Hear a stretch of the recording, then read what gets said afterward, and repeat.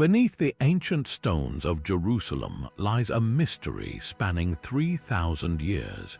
This is the Temple Mount, a place sacred to billions and fought over for millennia. But what if this ground holds more than faith? What if it conceals lost treasures that could reshape our understanding of the ancient world? By the end of this journey, you will explore the evidence for legendary artifacts hidden in the darkness, from the fabled Ark of the Covenant to hoards of Crusader gold. We will investigate sealed tunnels, decipher cryptic maps, and confront why this search is one of the most dangerous in modern archaeology.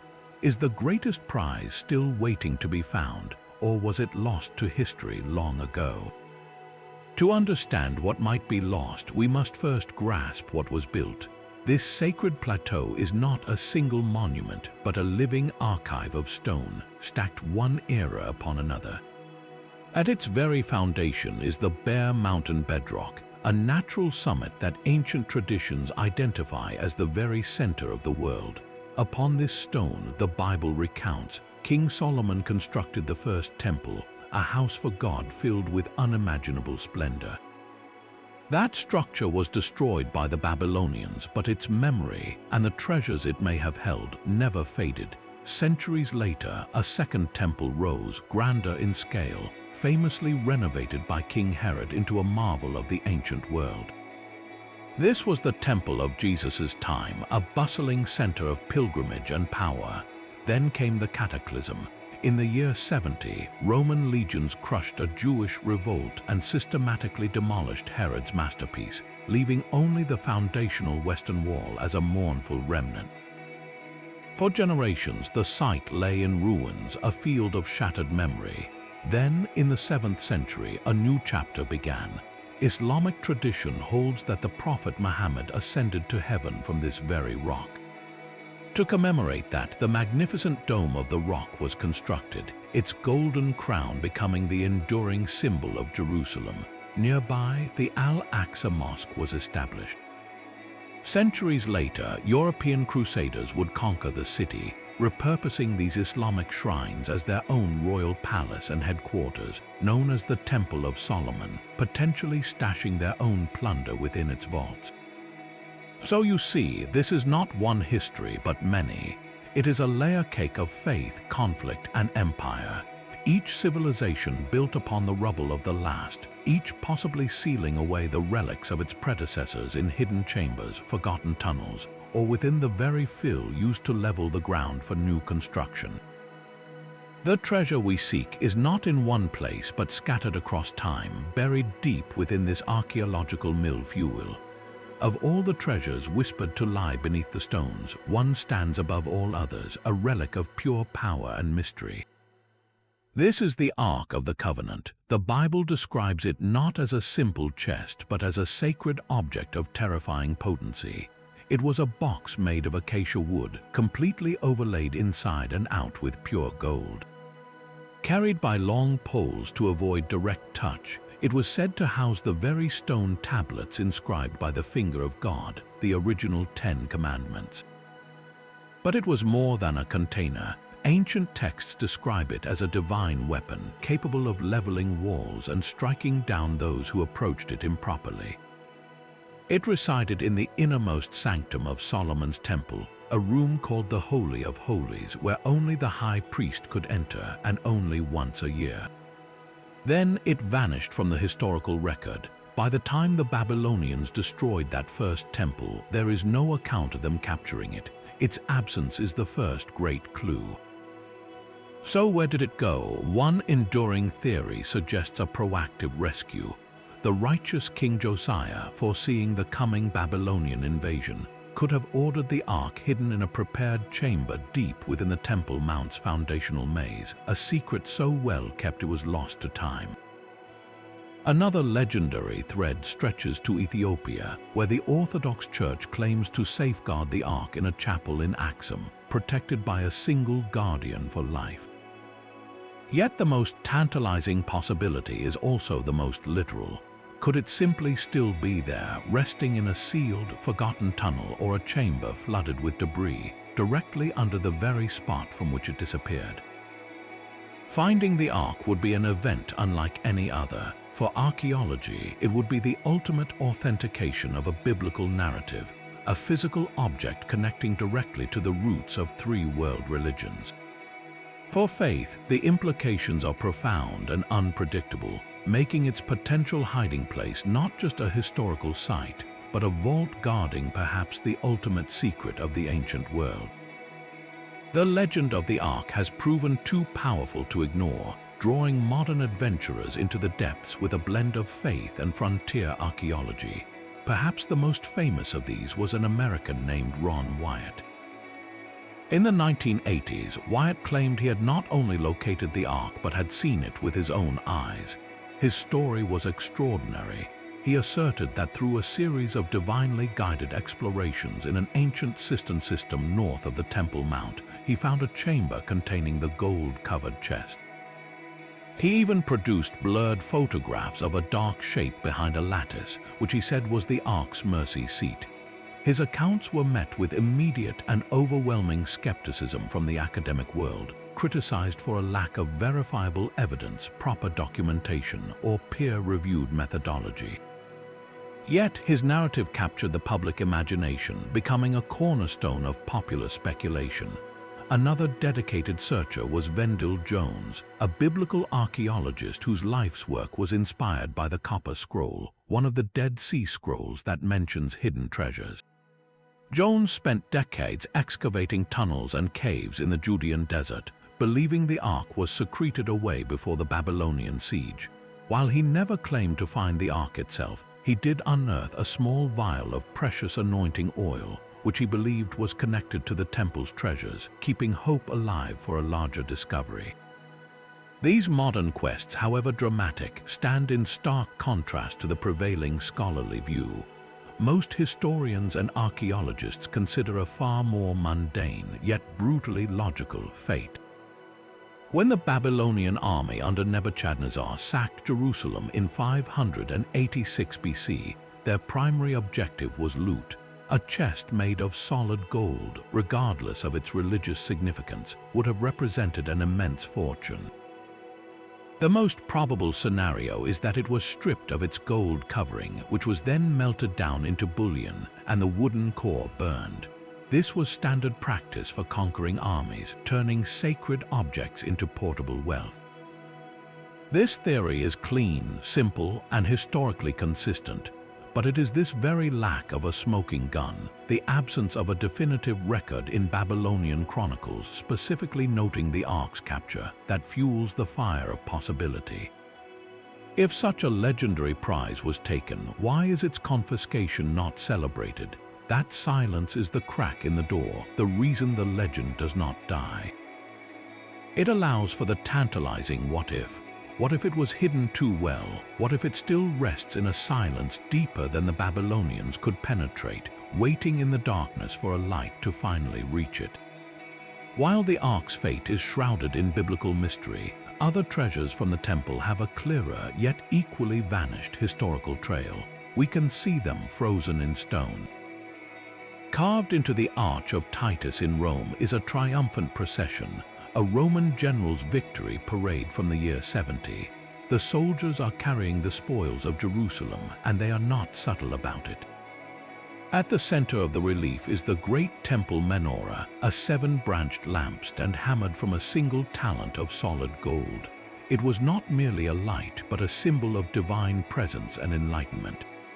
Flanking it are other sacred objects, the table of showbread, where 12 loaves were placed each week as an offering, and the long, ceremonial silver trumpets used to call the faithful. These were not hidden, they were paraded through the streets of Rome as trophies, proof of an empire's crushing power over a rebellious province. For centuries, they were likely displayed in the Temple of Peace in the Roman Forum, a permanent testament to the Flavian dynasty's victory. But empires fall. In the 5th century, the Vandals swept into Rome and looted the city that had built itself on loot. The historical record for the temple treasures goes dark after this point. They simply disappear, so what became of them? One theory is grimly practical. The Vandals were after wealth, not religious artifacts. The solid gold menorah and other items would have been prime targets for the melting pot, transformed into coins or bullion to pay armies, their sacred forms lost forever to the furnace. Another possibility is that they were taken to Carthage, the Vandal capital, only to be captured again when the Byzantine general Belisarius reconquered North Africa. A tantalizing, though uncorroborated, account suggests he sent the treasures back to Constantinople, and perhaps from there they were even returned to Jerusalem. Could they have completed a circular journey only to be buried for safekeeping once more, perhaps even somewhere on or near the Temple Mount itself? It is a poetic idea, treasures stolen to Rome, lost in the chaos of a dying empire, and secretly repatriated to their original home, waiting in a new hiding place. The silence is profound. If melted, their gold now circulates in the bloodstream of history, untraceable. If hidden, they represent a second layer of potential discovery, a cache of sacred objects from the Second Temple that could, in theory, still exist. Their story underscores a vital point. The treasures of the Temple Mount are not a single prize, but a potential series of them, each with its own winding path into the shadows of the past.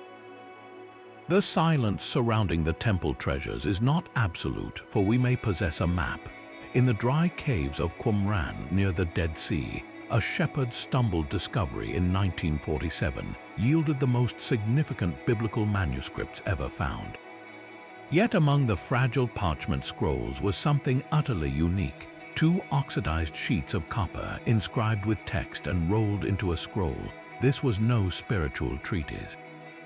The Copper Scroll, as it became known, is a stark, cryptic inventory. It lists vast quantities of gold, silver, incense, and sacred vessels, detailing their hiding places with bizarre, almost maddening directions. The sheer value described is staggering, amounting to tons of precious metal. But whose treasure is it? The conventional theory links it to the isolated Qumran community, perhaps their communal wealth.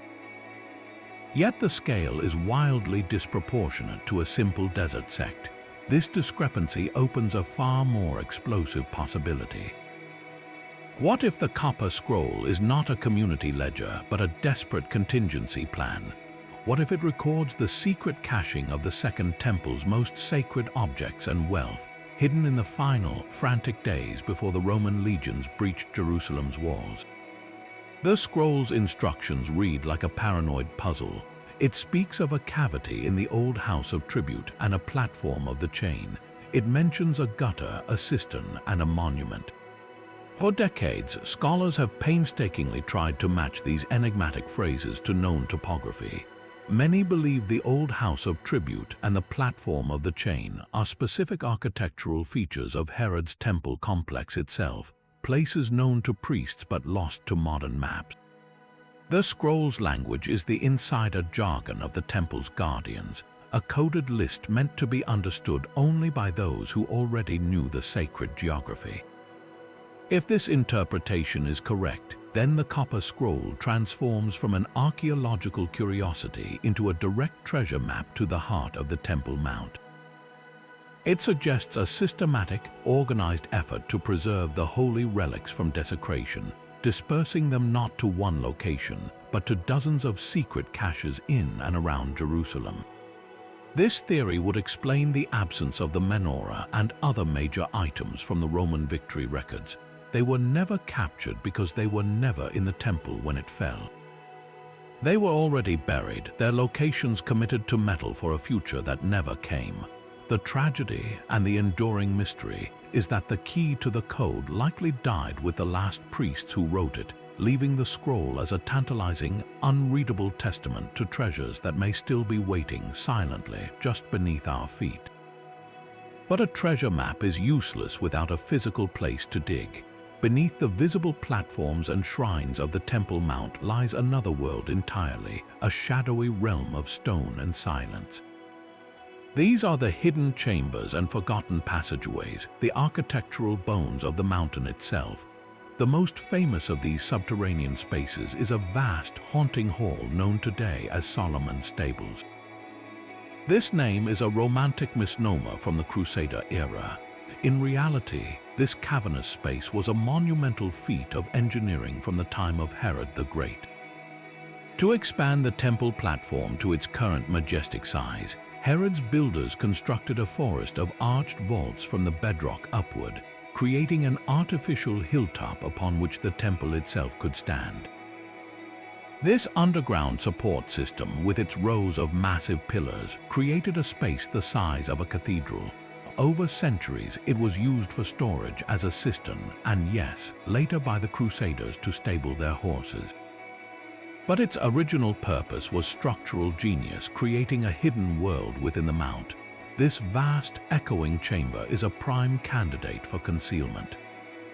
Could side rooms or sealed annexes within this foundational grid have been used to stash treasures from the first or second temple, items too large or too dangerous to move far? The sheer scale of the space means much of it remains unexplored in any modern scientific sense. Then there are the sealed tunnels. In the 1860s, a British officer and archaeologist named Charles Warren conducted daring clandestine surveys. Lowered by rope down deep shafts and crawling through ancient aqueducts by candlelight, he mapped a labyrinth beneath the city. His most tantalizing discovery was a system of passages leading directly toward the Temple Mount's inner sanctum, including a sealed gate that bore his name, Warren's Gate. These tunnels were ancient access routes, likely used by priests and possibly for the movement of sacred objects. Warren found many of them deliberately blocked with carefully fitted stone, some closures dating back to antiquity itself. Why seal a passage so perfectly unless it was meant to hide something or to protect something from being found? These blocked corridors are like arteries leading to a hidden heart. Modern archaeology has only glimpsed this underworld. Political and religious sensitivities make large-scale excavation impossible. Ground-penetrating radar scans have suggested tantalizing anomalies, voids, and structural inconsistencies deep below the surface, but these are just shadows on a screen. The physical truth remains locked away, so we are left with a profound irony. We have a potential map in the Copper Scroll, and we have the obvious hiding places in Solomon's stables and the sealed tunnels. They exist in the same story, yet they are forever kept apart. The chambers themselves are the perfect vaults, dry, stable, and protected by the very weight of history and faith above them. Any treasure hidden there would have survived the fires and destruction on the surface, waiting in perfect darkness. The question is not if these spaces could conceal lost history, but what they have been silently guarding for 2,000 years. The shadowed vaults beneath the Temple Mount may have held one more group of seekers, armed not with faith alone, but with swords and a papal mandate. When Crusader knights captured Jerusalem in 1099, they established their headquarters directly on the sacred platform, believing they were occupying the ruins of Solomon's temple. They called themselves the poor fellow soldiers of Christ and of the Temple of Solomon, a name history would shorten to the Knights Templar. For nearly 2 decades, they were the permanent guardians of this contested ground, and legends insist they did more than just guard it. Stories persist that they conducted extensive, secret excavations beneath their quarters, tunneling into the ancient foundations. But what were these warrior monks truly after? The historical record is frustratingly silent on any major archaeological project, yet the Templars' subsequent meteoric rise provides fertile ground for speculation. They arrived as a small, impoverished order, but within a generation they became the wealthiest and most powerful financial institution in medieval Europe, operating a primitive international banking system and funding kings. This sudden, immense wealth sparked rumors that its source was not just pious donations but discovered treasure. Could they have found something beneath the Temple Mount? The possibilities are as legendary as they are varied. Perhaps they sought the Ark of the Covenant, believing its divine power would secure their holy kingdom. Maybe they uncovered lost temple wealth, the melted-down gold of the Menorah or forgotten coin hoards, providing the literal capital to build their empire. Other tales suggest they recovered holy relics of immense spiritual and political value, like the Spear of Destiny, said to be the lance that pierced Christ's side. Possession of such an object would grant the holder unmatched prestige and a claim to divine favor. It is crucial to separate the scant history from the later fiction that has woven itself into conspiracy. There is no contemporary chronicle from the 12th century that describes the Templars digging for treasure. Their financial acumen, land grants, and the popular support for their mission are more than sufficient to explain their rise. The grand myths linking them to the Holy Grail are literary inventions from centuries later, romantic tales that attach themselves to the order's mysterious demise. Yet the core of the legend is hauntingly plausible. The Templars lived on the site for years. They were intensely curious about its secrets, and they had both the manpower and the motivation to explore its depths. Even if they found no gold or sacred artifacts, what if they discovered something else? Ancient knowledge encoded in scrolls or architectural clues to the mount's layout that they interpreted as mystical truths. Such a discovery, even if symbolic, could have fueled a powerful founding myth for the order, a secret tradition that set them apart and drove their unshakable conviction.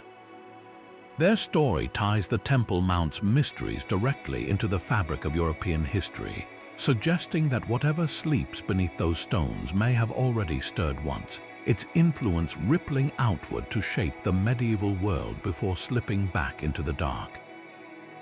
While the Crusaders sought earthly power, the true heart of the plateau holds treasures of a purely spiritual nature, guarded for over 13 centuries. Within the serene geometry of the Dome of the Rock, Islamic tradition venerates relics that connect directly to the Prophet Muhammad and the very dawn of creation.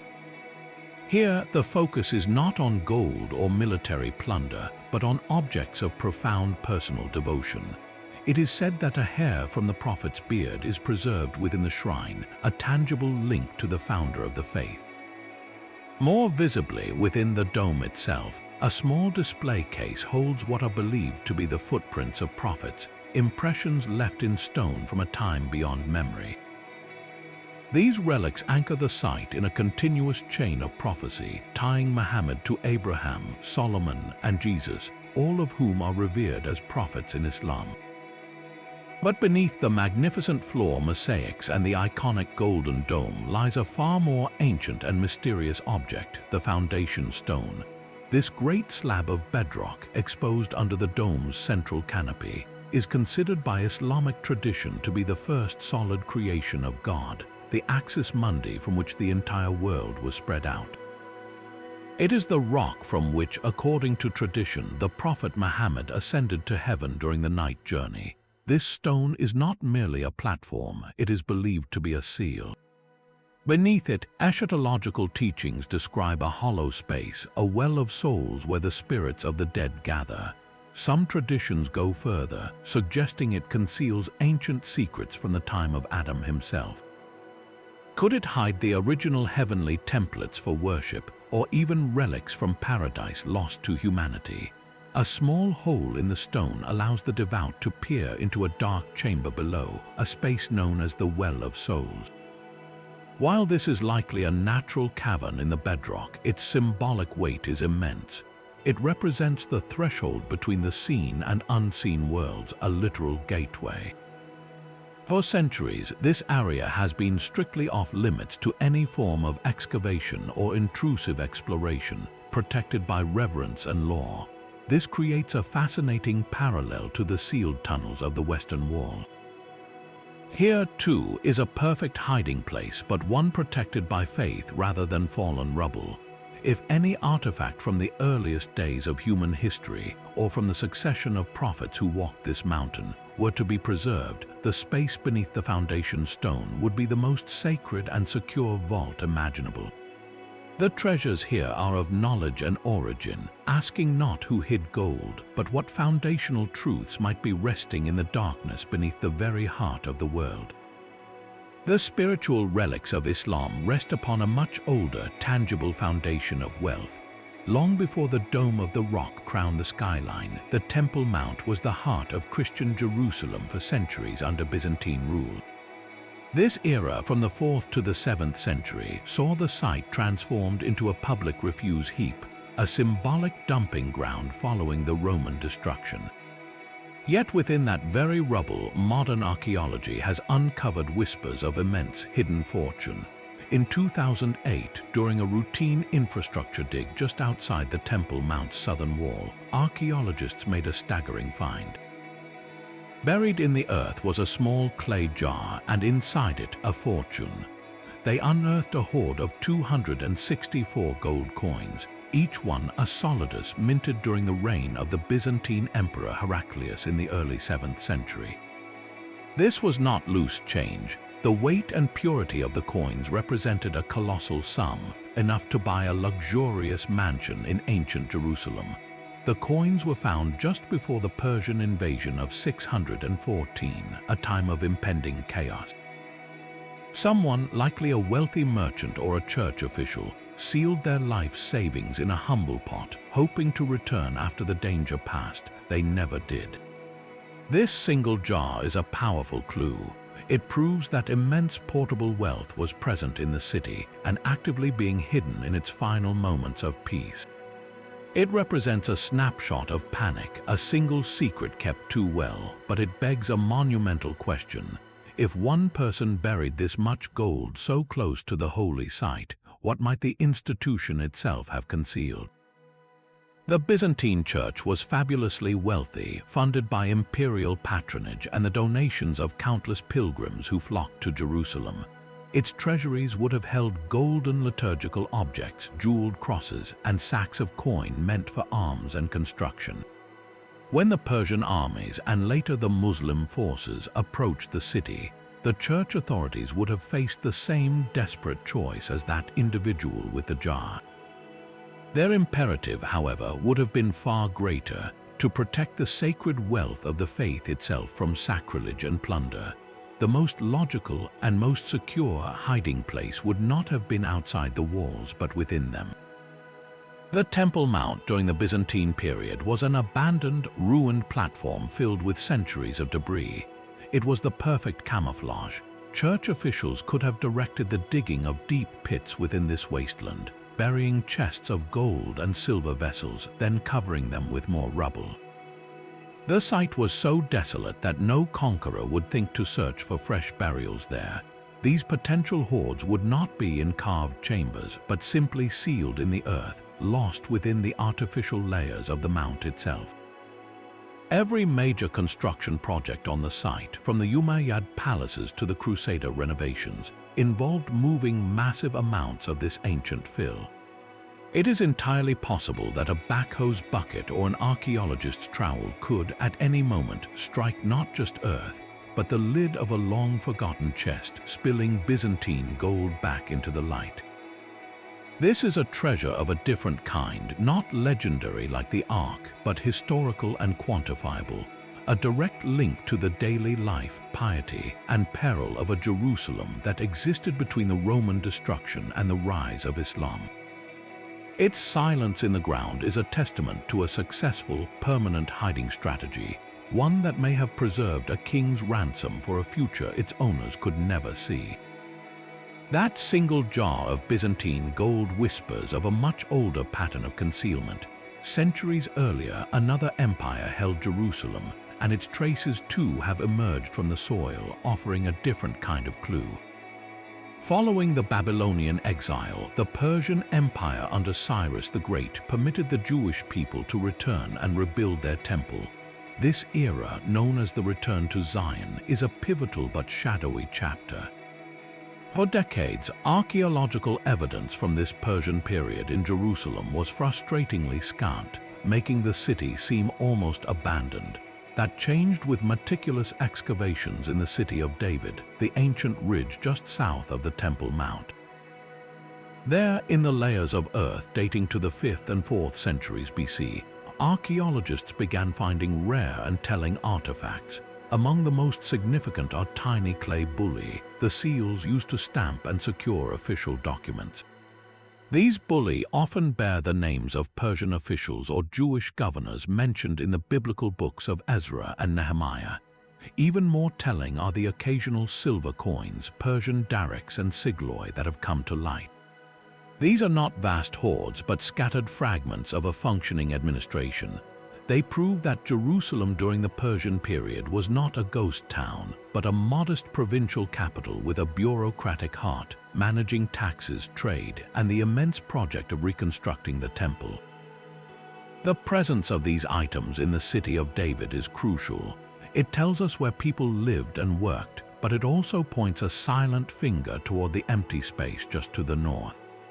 If the administrative seals and coins are here in the residential and civic zone, then the true center of gravity for wealth and sacred activity was almost certainly up on the Temple Mount itself. This is where the theoretical treasure lies. The rebuilding of the Second Temple was funded by imperial Persian grants and by donations from the Jewish diaspora. The biblical text describes generous contributions of gold, silver, and precious materials sent for the work. While much was spent on construction, it is logical that a treasury would have been established to manage these vast resources. Think of it as a sacred building fund, a concentration of precious metals meant to ensure the temple's completion and upkeep. What became of this treasury? If the Persian administration in Jerusalem faced a crisis, perhaps an uprising or an impending invasion by a rival empire, the most secure place to protect that sacred wealth would not have been in a flimsy administrative building down the hill. It would have been hidden within the very temple precinct they were building, buried in its foundations or sealed in a chamber carved from the bedrock. The scattered silver coins found south of the mount are like breadcrumbs.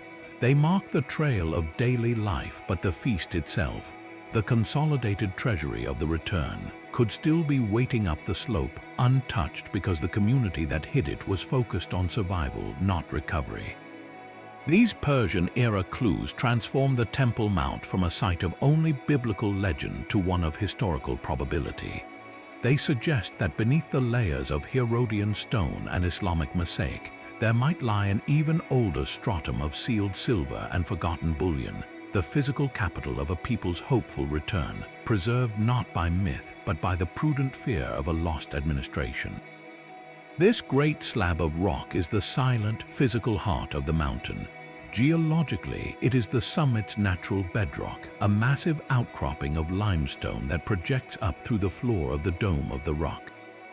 To the eye, it is rugged and uneven, rising about 6 feet above the surrounding platform, its surface worn smooth by countless hands and shrouded by a protective wooden structure. But its physical reality is far less important than the immense weight of tradition it carries. In Jewish lore, this is the Even HaShetiyah, the foundation stone. It is believed to be the very first solid material created by God, the navel of the world from which all creation unfolded. According to the Talmud, it was from this stone that the world was woven into existence. It was upon this rock that the biblical patriarch Abraham prepared to sacrifice his son Isaac, binding faith to this place forever. Most significantly, it is traditionally identified as the site of the Holy of Holies, the inner sanctum where the Ark of the Covenant once rested. The stone, therefore, is not just a marker but the foundational anchor for the divine presence itself. Islamic tradition holds a parallel yet distinct reverence for the stone. It is known as the Sakra, and it is revered as the place from which the Prophet Muhammad, mounted on the heavenly steed Burak, ascended to heaven during the Isra and Miraj, the night journey. The magnificent dome was built specifically to enshrine this rock, making it the focal point of one of Islam's most sacred sites. Both faiths, however, share a fascinating belief about what lies directly beneath it. The stone is said to cover a hollow space known as the Well of Souls. A small opening in the rock allows the devout to descend into a shallow, natural cavern beneath. This subterranean chamber is cool and quiet, a pocket of stillness beneath the golden dome. In mystical thought, this well is considered an entrance to the underworld, a gathering place for the souls of the dead, or a conduit to the waters of creation. This natural cavity presents a profound archaeological possibility, completely separate from legend. In the practical world of ancient Jerusalem, such a secure, dry, and hidden space directly within the most sacred precinct would have been invaluable. Could it have served as a geniza? A geniza is a storage room for worn-out sacred texts that, because they contain the name of God, cannot be simply thrown away. They must be reverently buried or stored. The most famous example is the Cairo Geniza, which preserved a millennium of Jewish documents. The chamber beneath the foundation stone would have been the ultimate, most secure geniza imaginable for the temple priests, a place to sequester old scrolls deep within the holy earth. But the potential use extends beyond texts. This natural vault could also have functioned as a treasury for the most sacred objects. If the Ark of the Covenant was to be hidden in an emergency, where better than in a pre-existing, concealed cavern at the very center of the Holy of Holies, it would require moving it only a matter of feet downward from the floor of the sanctuary into the bedrock below, an act of concealment that could be accomplished swiftly and secretly by a small group of trusted guardians. The chamber's location makes it the logical first place to look for anything missing from the temple's inner sanctum. Yet it is also the one place on Earth where no modern investigation can ever occur. Its status as a sacred seal is absolute, protected by faith and by centuries of unwavering tradition. So the Well of Souls remains the ultimate paradox, the most obvious hiding place, and the one forever beyond our reach, leaving us to wonder if the greatest secrets are not lost to time, but simply resting in a silence we have agreed never to disturb. But the Crusaders were not just seekers of ancient treasure, they were also creators of their own. For nearly a century, the Latin Kingdom of Jerusalem ruled from their stronghold on the Temple Mount, amassing wealth through trade, tribute, and the spoils of conquest. They transformed the sacred esplanade into their own administrative and spiritual center, building palaces, barracks, and repurposing the Dome of the Rock as their royal chapel, which they called the Temple of the Lord. This was not a poor outpost, it was the glittering capital of a European feudal state transplanted to the Holy Land.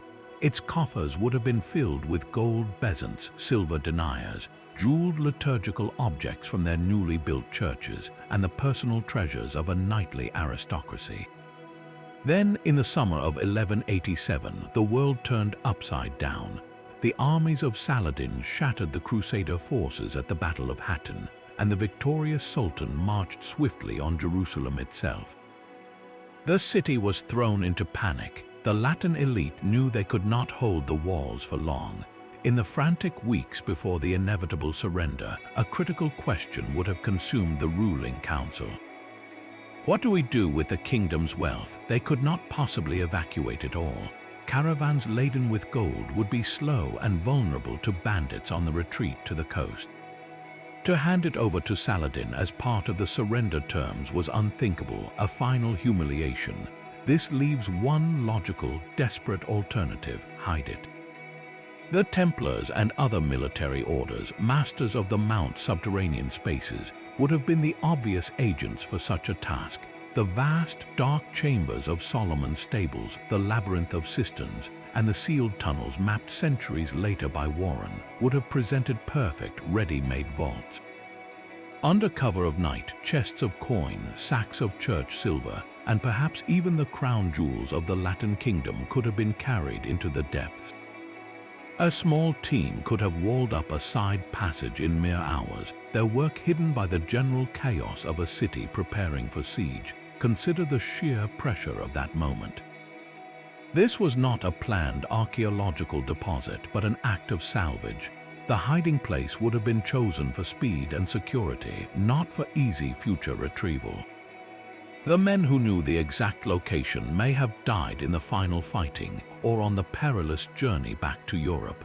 The treasure of a kingdom, therefore, might not be a single legendary artifact, but a very historical hoard of medieval European wealth, sealed in a moment of terror and then erased from memory by the complete collapse of the regime that owned it.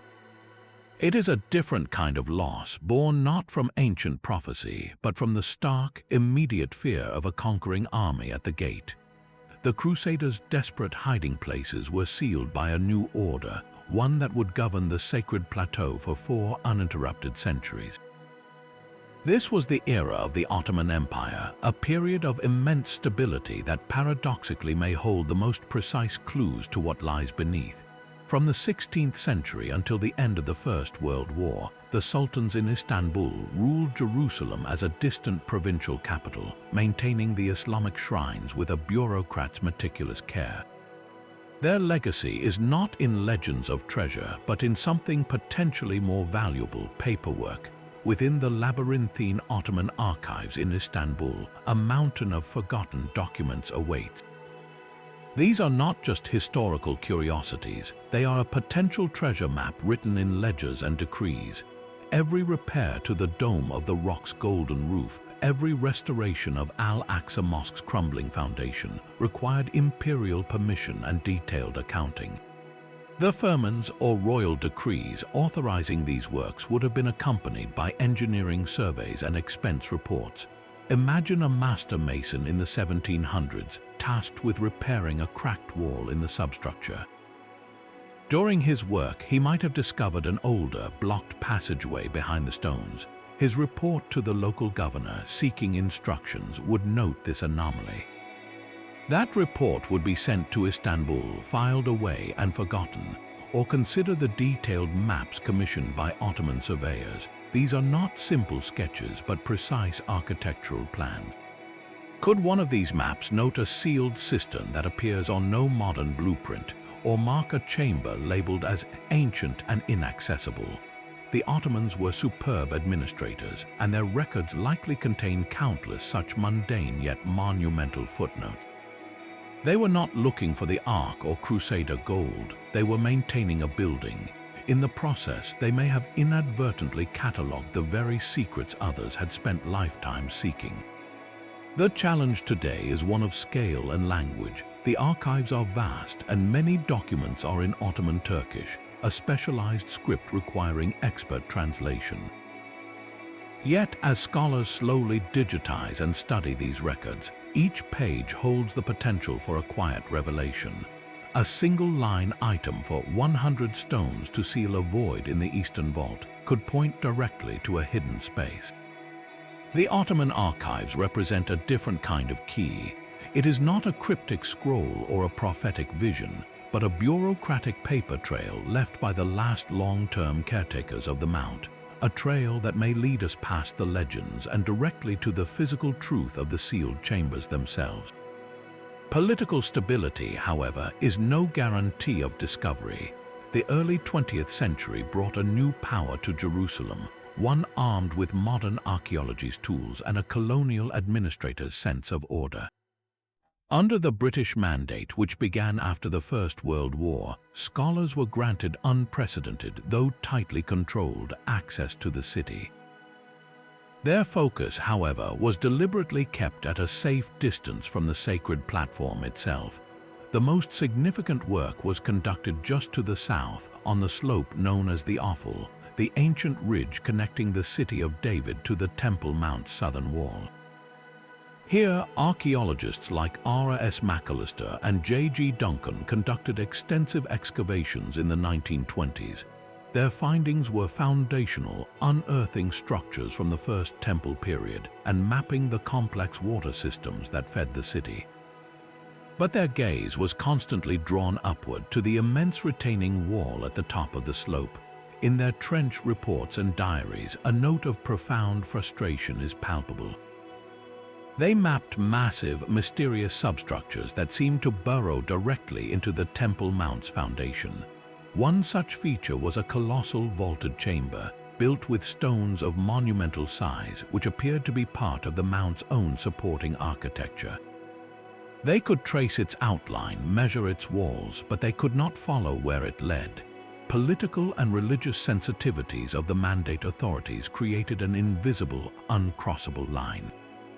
To excavate toward the mount was to risk igniting a firestorm, so they documented what they could from the outside, like surgeons mapping a vital organ they were forbidden to touch. They left detailed plans of these enigmatic foundations, annotating them with question marks and speculative dotted lines disappearing into the forbidden earth. The question that haunts their work is not what they found, but what they were forced to leave unresolved. Those vaults and tunnels they mapped but could not enter represent the most tantalizing missed opportunities in the modern history of the site. McAllister and Duncan were trained to think stratigraphically, to read the story of a city through its layers of dirt and stone. Staring at those sealed entrances, they understood they were looking at the prologue to the main text, an introduction written in stone that they were not permitted to read.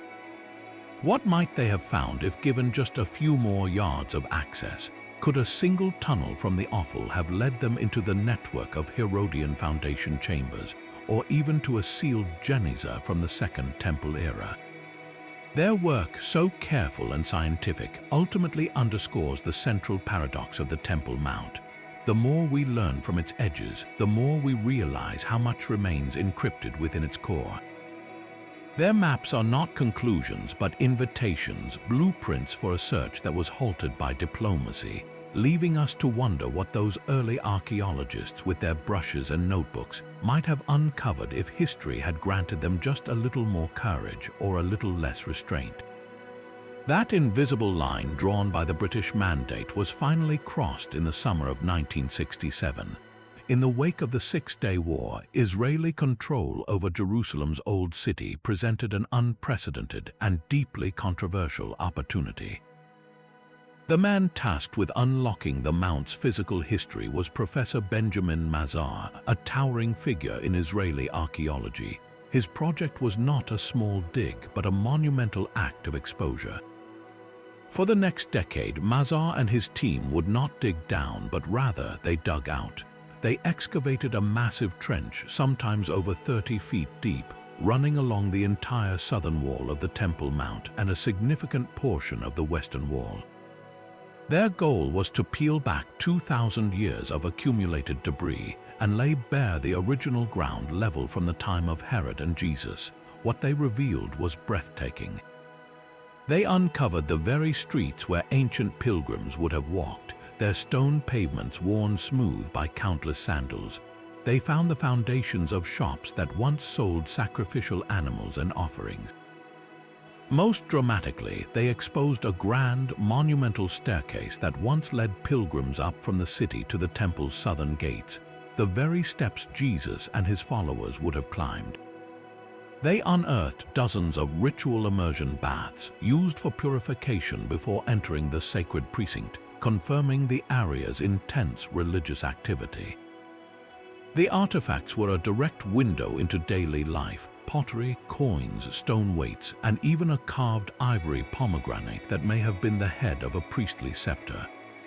Yet for all this staggering revelation, the excavation faced a literal and immovable boundary: the Temple Mount platform itself. Mazar's trench ran along the wall, but it could not go under it. His team could map the immense foundation stones. They could study the gates now sealed shut, but they could not follow the tunnels that undoubtedly branched inward from those gates. They stood at the threshold, able to describe the magnificent facade in exquisite detail, but forever barred from entering the house. This physical limitation ignited a political and religious firestorm. The Muslim authorities, the Waqf, viewed the excavations with deep alarm, seeing them not as science but as a political maneuver to undermine their sovereignty over the holy site.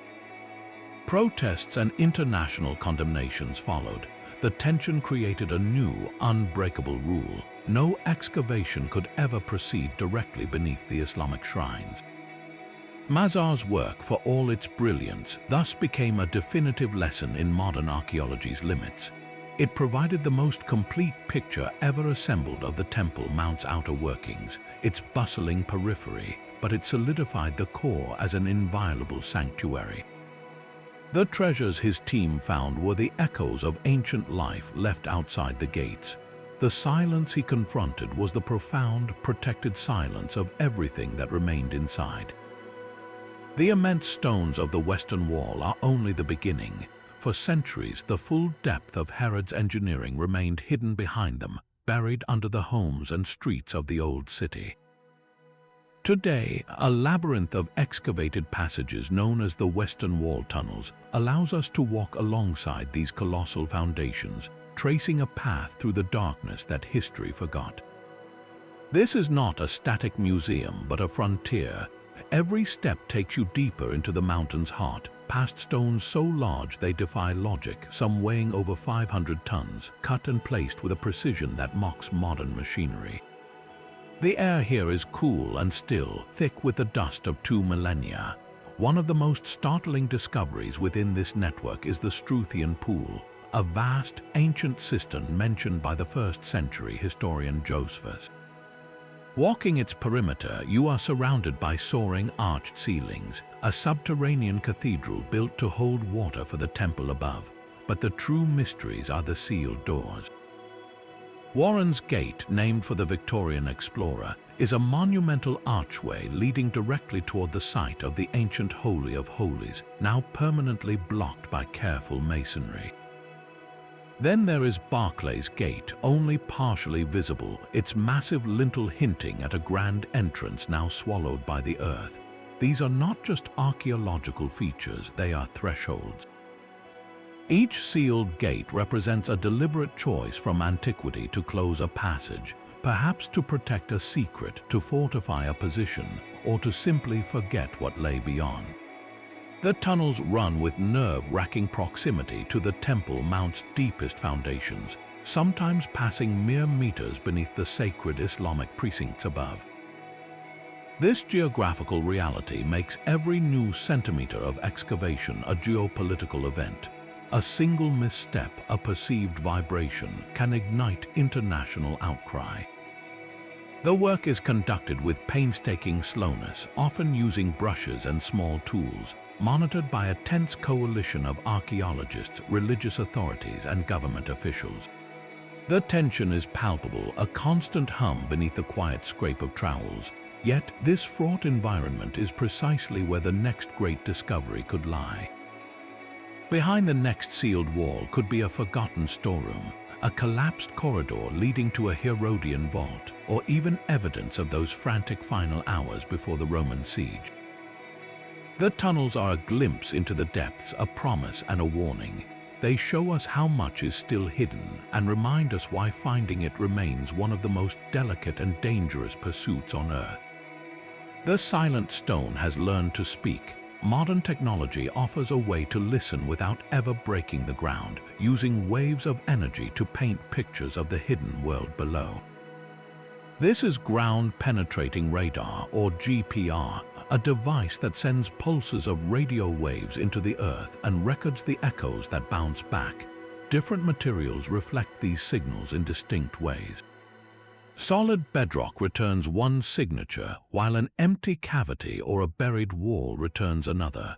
Over the past few decades, archaeologists have used GPR and other remote sensing techniques to map lost Roman villas, locate unmarked graves, and trace the outlines of buried cities.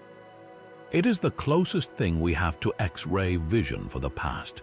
The application to the Temple Mount seems like a perfect solution.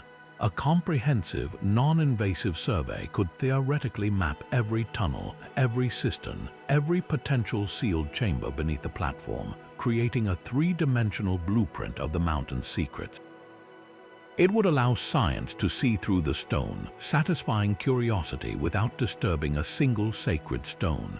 But the reality is far more complex. The political and religious sensitivities surrounding the site are a barrier no radar wave can penetrate. Any attempt to conduct a formal, large-scale GPR survey on the Temple Mount itself would be viewed by the custodial authorities as a provocative act, an intrusive scan of one of Islam's holiest sites. The fear is that the data could be used to justify future excavations or to make political claims about the historical layers beneath the Islamic shrines. This has largely prevented any sanctioned, comprehensive scientific study. There have been, however, limited and indirect glimpses. In the late 1990s, a team led by archaeologist Lean Rittmeyer used ground-penetrating radar in areas immediately adjacent to the mount, specifically in the western wall tunnels. Their scans revealed fascinating anomalies, including what appeared to be a large, previously unknown void or chamber deep beneath the surface, its purpose and contents completely unknown. Other scans have hinted at the continuation of warrens, sealed passageways, and the possible outlines of foundational arches from Herod's time that do not appear on any existing map. These tantalizing shadows on a screen are the modern equivalent of the copper scrolls' cryptic clues. They point to something, but they do not tell us what it is. Is the void a natural fissure in the bedrock, a collapsed cistern, or a carefully constructed chamber? The data fuels speculation but provides no answers. It deepens the mystery by proving there are still physical unknowns lurking in the dark, waiting for a day when technology and trust might finally align to reveal their true story. Beneath the golden dome and the ancient stone, another kind of wealth is carefully preserved. Tucked within the Al-Aqsa Mosque complex lies a library, a quiet repository not of gold but of knowledge. Its shelves hold thousands of Islamic manuscripts, some dating back to the medieval era, their pages filled with intricate calligraphy and illuminated designs. These are not just religious texts, but historical records, legal documents, poetry, and scholarly treatises, each one a fragile window into a past moment. For the seeker of the Mount's secrets, this collection represents a different map. Within these bound volumes could be forgotten accounts from the architects and custodians who maintained the sacred site across generations. Imagine a ledger from the Mamluk period, detailing repairs to a cracked wall in the mosque's basement, noting the discovery of an older, sealed doorway behind the plaster. Or perhaps a personal diary from an Ottoman scholar describing a strange echo in a certain prayer niche, a hollow sound that suggested a space behind the wall. These manuscripts are the written memory of the place. A single line, overlooked for centuries, could describe the precise location of a now forgotten storage room, a sealed cistern used during a drought, or even a builder's note about reinforcing a section of floor to conceal a descending staircase. The clues would not be labeled as treasure maps, but buried within mundane administrative reports or theological commentaries, waiting for a researcher with the right question to connect the dots. This library reminds us that the greatest secrets are sometimes kept in plain sight, not in dark chambers, but in ink on parchment, holding stories that the stones themselves cannot tell. The ink on those manuscripts is not the only record written into the fabric of the Mount. A different kind of archive exists, one written in dust and seed, in the very soil that fills its hidden cavities. If we cannot excavate the chambers, perhaps we can read the earth that fills them. This is the promise of environmental archaeology, a scientific lens that could unlock a timeline written in pollen and plaster. Imagine taking a core sample, a slender cylinder of compacted soil, from deep within the Temple Mount's foundational fill. This dirt is not just dirt, it is a time capsule. Trapped within it are microscopic grains of ancient pollen, carried by the wind over centuries. By analyzing these grains, scientists could reconstruct the botanical landscape of Jerusalem across the ages. A sudden spike in olive pollen might correlate with a period of intense oil production for temple rituals. A layer rich in cedar pollen could signal the importation of Lebanese timber for a major construction phase, perhaps Solomon's original work or Herod's renovations. This data would create a natural calendar, a biological fingerprint of what was growing when, independent of any human chronicle or political claim. Beyond the plants, the very materials that hold the stones together could tell their own story. The mortar between the Herodian blocks, the plaster lining the ancient cisterns, these are not inert. They are mixtures of local materials, sand, ash, water, but their specific composition holds clues. Advanced genetic and mineralogical analysis could identify the unique signatures of the quarries from which the sand was taken, or the specific clay beds used for plaster. This forensic approach could map ancient trade routes with stunning precision. Did the builders of the Second Temple use lime from a specific valley north of Jerusalem? Did the Umayyad restorers bring in a distinct volcanic ash from far away, signaling a period of expansive wealth and long-distance connections?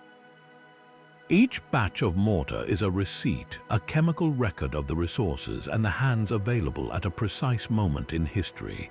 These scientific treasures offer something profoundly valuable, an objective timeline.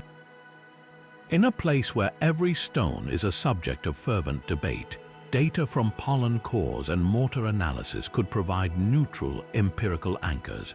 They could help verify or challenge traditional chronologies, settling long-standing disputes about which king built which wall, or when a particular expansion truly occurred. They move the search from legend to evidence, from what we believe happened to what the environment itself witnessed. The greatest secret the Temple Mount holds may not be a golden chest, but a master chronology of its own life, written in the language of atoms and ancient spores, waiting for us to learn how to read it. The chemical whispers of pollen and mortar offer one path to truth, but another map still waits, etched in tarnished copper. The scroll found at Qumran remains the most tantalizing and frustrating document ever connected to the Temple Mount. Its list of hiding places is so bizarre, so geographically vague, that for decades many scholars dismissed it as folklore, a work of fiction or religious allegory. But what if we are simply reading it wrong? Modern researchers are attempting to crack its code not with theology, but with satellite imagery and boots on the ground. One such investigator is Jim Barfield, a former arson investigator from the United States. Barfield approached the scroll like a forensic puzzle. Using the detailed descriptions of valleys, monuments, and water systems, he cross-referenced ancient texts with modern topographical surveys and aerial photographs of the Judean desert. His method was painstaking, trying to match each cryptic phrase to a real, physical location. For instance, one passage mentions a ruin in the valley. Barfield and others have scoured the arid valleys around Qumran, looking for a specific collapse of stone that fits the description. Another clue points to a cavity at a place called the Old House of Tribute, a term many believe refers to a specific administrative building within the temple complex itself. This kind of literal, geographical detective work forces a critical question. Is the copper scroll a real treasure map, or is it a symbolic text? The symbolic interpretation argues that the vast sums of gold and silver described are not physical, but represent spiritual wealth, the hidden wisdom of a devout community. The tons of precious metal are metaphors for enlightenment, yet the scroll's sheer physicality argues against this. It is not written on fragile parchment like the other Dead Sea Scrolls, but on durable copper, a costly material meant to last. Why go to such expense and effort to record a metaphor? The most compelling answer is also the simplest. It was meant to be found, and it was meant to lead someone to a real place. If we accept, even cautiously, that the scroll describes real caches, then its most explosive implication is location. Several of its entries seem to point not to distant desert caves, but to features within Jerusalem's walls, and specifically to the Temple Mount's own infrastructure. The scroll mentions cisterns, conduits, and water systems. The Mount is riddled with them.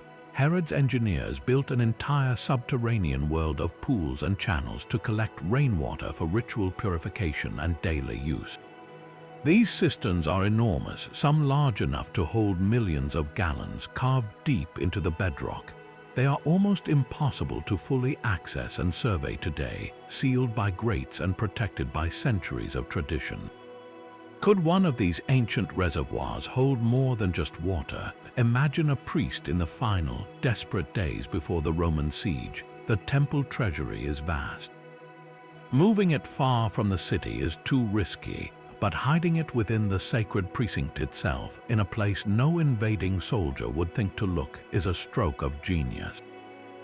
A dry or partially drained cistern, accessed by a hidden conduit, could be filled with sealed chests, then the entrance camouflaged to look like a solid wall or the bottom of a functioning pool. The treasure would be suspended in a man-made cavern, surrounded by stone and silence directly beneath the feet of the enemy. The copper scroll, then, may not lead to a single chamber, but to a network of them, a distributed safety deposit box spread across the holy city and its desert outskirts, with its most valuable deposits kept closest to home, in the most secure vault of all, the mountain's own watery veins. This theory transforms the scroll from a curiosity into a set of architectural schematics, pointing to cavities that almost certainly exist, but which we may never be permitted to open. The copper scroll's clues and the radar's shadows all point toward a single, immovable truth. We know where to look, but we are forbidden from looking there. This is the great modern impasse where the quest for knowledge collides with the power of living faith. The Temple Mount is not an abandoned ruin, but a vibrant, active sanctuary. Its day-to-day administration falls under the authority of the Islamic Waqf, a religious trust that has managed the site for centuries. For the Waqf, its duty is one of preservation and sanctity, protecting the mosques and the peace of worship. From this perspective, archaeology is not a neutral science, but a profound threat. The scrape of a trowel, the opening of a sealed passage, is seen as an invasive act, a violation of sacred ground that could destabilize the fragile status quo holding Jerusalem together. Any perceived attempt to dig beneath the platform is interpreted not as historical curiosity, but as a political maneuver to undermine Islamic claims to the site. This sensitivity is so intense that even routine maintenance by the Waqf can spark international incidents, as any disturbance of the soil is watched by a world ready to see a conspiracy. The result is a perfect deadlock. Archaeologists possess the tools to potentially answer our greatest questions, but they are legally and politically barred from using them on the platform itself. The mountain's secrets are guarded by a wall of devotion and diplomacy far stronger than any stone. Yet in 2004, a backhoe breached that wall. During unauthorized construction work to build a new entrance to an underground mosque on the Temple Mount, the Waqf used heavy machinery to dig a massive trench. Hundreds of tons of archaeologically rich soil, filled with the layered history of the sacred esplanade, were unceremoniously dumped into the Kidron Valley. To archaeologists, this was an act of catastrophic vandalism, the irreversible destruction of context that is the very soul of their science. But from this disaster emerged a remarkable workaround. Led by archaeologists Gabriel Barquet and Zakai de Vera, the Temple Mount Sifting Project was born.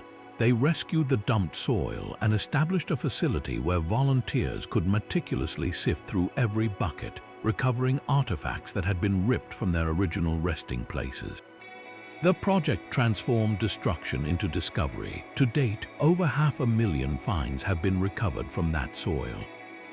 The list is a fragmented history of the Mount. Stone weights from the First Temple period, a bronze arrowhead from Nebuchadnezzar's Babylonian siege, thousands of coins from the Hasmonean, Roman, Byzantine, and Crusader eras, intricate jewelry, mosaic tiles, and even a clay seal impression bearing the name of a priestly family mentioned in the book of Jeremiah. Each tiny find is a data point without a map.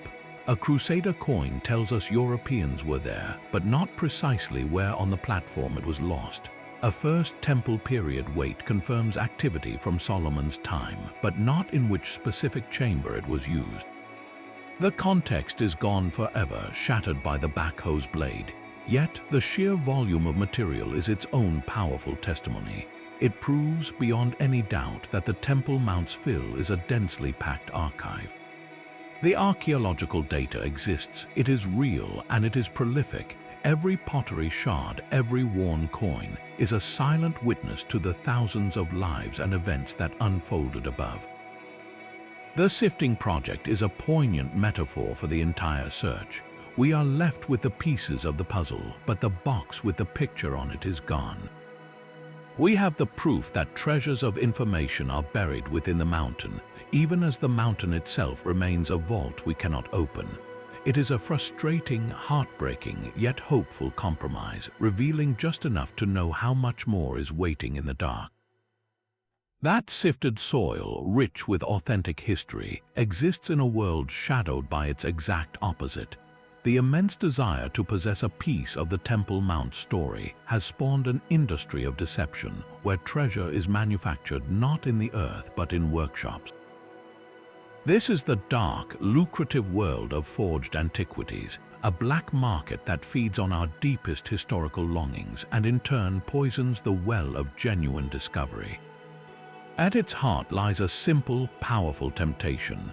For believers, a direct physical link to the temple would be a spiritual anchor. For scholars, it could be the key to rewriting history. For collectors, it is the ultimate trophy. This desperate hunger creates a market where the right artifact with the right inscription can be worth millions. And where there is such potent demand, forgers will always find a way to supply it. Two artifacts in particular have captivated and scandalized the world, each promising a tangible connection to Solomon's temple itself. The first is the James ossuary, a simple limestone box used for storing bones.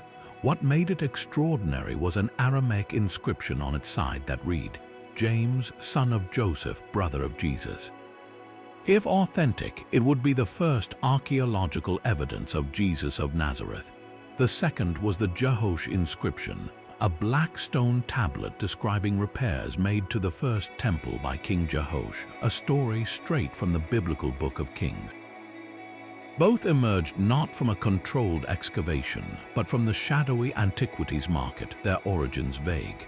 For a time, they were hailed as the greatest biblical discoveries of the modern age.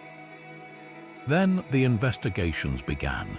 The Israel Antiquities Authority assembled a committee of geologists, linguists, and materials scientists. They subjected the objects to rigorous testing. The verdict on the Jehosh inscription was damning. The patina, the natural coating that forms on stone over centuries, was found to be artificially created. The language used contained anachronisms, phrases that would not have been written in the time of King Jehosh.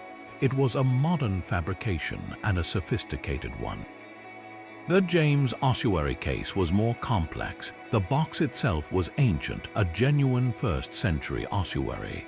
But the second half of the inscription, the crucial words, "brother of Jesus," was determined by many experts to be a later addition, etched onto the ancient stone to inflate its value and significance. The trial of the alleged forgers revealed a network of artisans capable of creating stunningly convincing fakes, using genuine ancient materials as their canvas. The impact of these forgeries extends far beyond a few court cases. They cast a long, skeptical shadow over every new artifact that emerges without a clear archaeological provenance. When a potential treasure is found, the first question is no longer, "What does this mean?" but "Is this real?" This atmosphere of doubt complicates genuine research immensely. A true discovery, if it ever emerges from the Temple Mount's depths, would immediately be met with intense, justifiable scrutiny. Every aspect of its material, its inscription, and its context would be picked apart by a global community now trained to expect deception. The forgeries do more than cheat collectors. They actively obscure real history by creating noise and confusion, making it harder for the true signal from the past to be heard and trusted. This black market trade also fuels the looting of real sites. The hope of finding the next big score drives unauthorized digs, not just around Jerusalem but across the Holy Land. These looters are not archaeologists, they are treasure hunters who destroy context forever in their rush to find a sellable object. A looted coin might end up in a private collection, but the information about which layer of soil it came from, what other objects lay beside it, is lost. That context is the real treasure, the story that gives the object its meaning. By turning history into a commodity, the black market ensures that even if a genuine relic from the Temple Mount were to surface on the open market, its story would be incomplete, its truth forever questioned. It creates a paradox where the very desire to prove the past makes authentic proof harder than ever to accept. Perhaps the only way forward is to build a new kind of key, one made not of iron but of light and data. We stand at the edge of a digital frontier where the secrets of the Temple Mount might be unlocked without ever breaking the seal. Imagine a single, unified model, a living three-dimensional map that exists entirely in the virtual realm. This would be no simple animation, but a vast, open-source database, a collaborative cathedral of information. It would begin by stitching together every known blueprint, the precise surveys of Charles Warren, the meticulous plans from Benjamin Mazar's southern wall excavations, the architectural drawings of the Ottoman engineers, and the modern laser scans of the Western Wall tunnels. Each stone, every archway and sealed gate we have already mapped would find its exact digital place. Then we would layer in the whispers from technology. The fragmented ground penetrating radar data, the anomalous voids detected in limited scans, would be integrated as translucent, question-marked zones within the model. The artifact distributions from the sifting project, while stripped of their original context, could be statistically analyzed to suggest areas of concentrated activity across the platform, creating heat maps of historical use. Even the cryptic clues from the copper scroll could be input as geolocated hypotheses, their described features tested against the digital terrain.